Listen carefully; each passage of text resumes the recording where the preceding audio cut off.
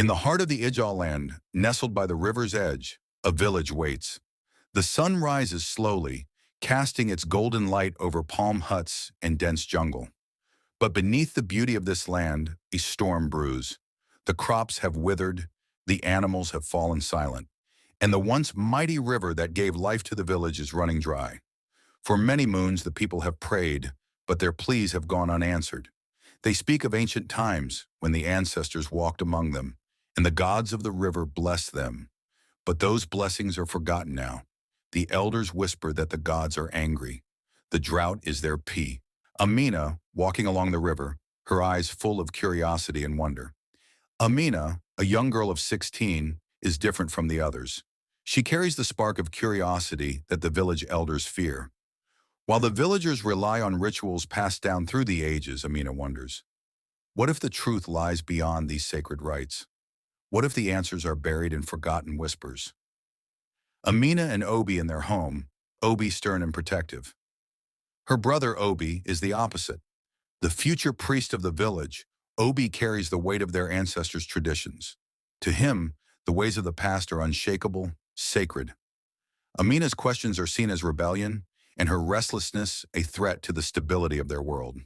Amina sneaks into the jungle, guided by the whispers of an unknown force. One night when the moon was hidden behind clouds, Amina's restless heart led her deep into the jungle. There, in the midst of the forgotten trees, she found an ancient shrine, its carvings old and worn, but still holding a secret.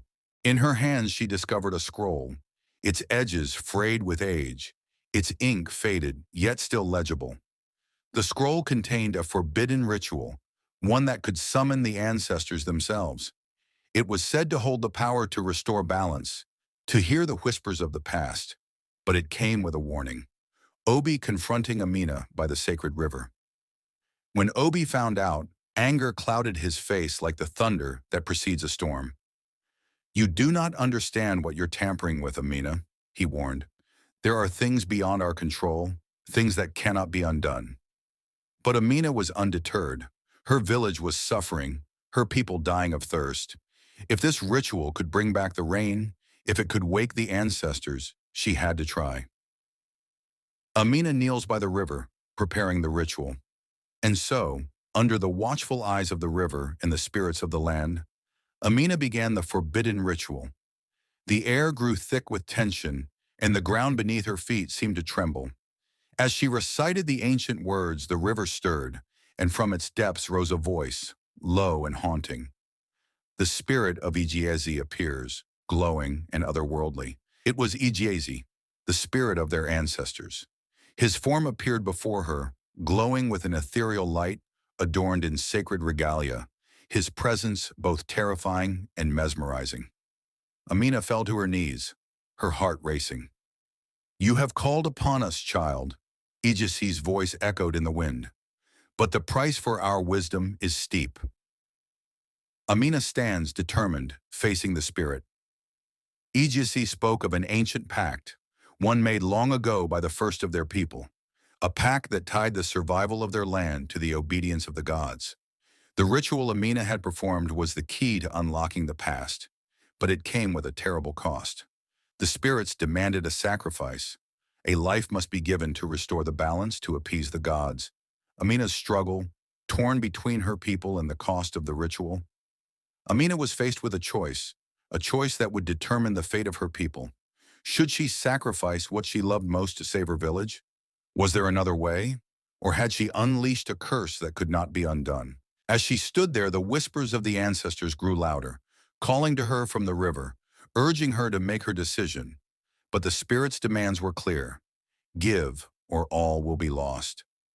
Obi confronting Amina one last time, the weight of the moment pressing down on them both. Obi arrived, his expression torn between fury and fear. "Amina, you've gone too far. You've broken the laws of our people. You've summoned something beyond our understanding." Amina, trembling but resolute, looked into her brother's eyes. "The gods are not merciful, Obi, but neither are we. We must act, or our people will perish." Amina looks to the sky, the tension palpable as the river seems to surge around them. With the spirits hovering around her, Amina made the ultimate decision. She would not offer a life to the gods.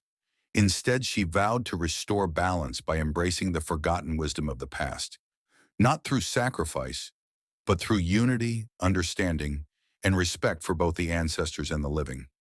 As she spoke these words, a powerful surge of energy erupted from the river. The skies above began to darken, but then, miraculously, a single drop of rain fell, followed by another, and then a torrential downpour. The land, the people, and the river rejoiced, their cries echoing through the jungle. The village celebrating, with Amina and Obi standing side by side, gazing at the rain. In the end, Amina had not only saved her people, but had shown them that the true power of the ancestors lay not in fear and sacrifice, but in understanding and love. She had uncovered the greatest lesson of all, that the past and the future are not enemies, but partners in the journey of life. The whispers of the ancestors faded into the winds, but Amina knew they would never truly be gone. Their guidance was always there, whispering, waiting for those brave enough to listen. And so the village flourished once again, bathed in the wisdom of the past and guided by the courage of the present. And Amina, she had learned that sometimes the greatest power comes not from the gods, but from within.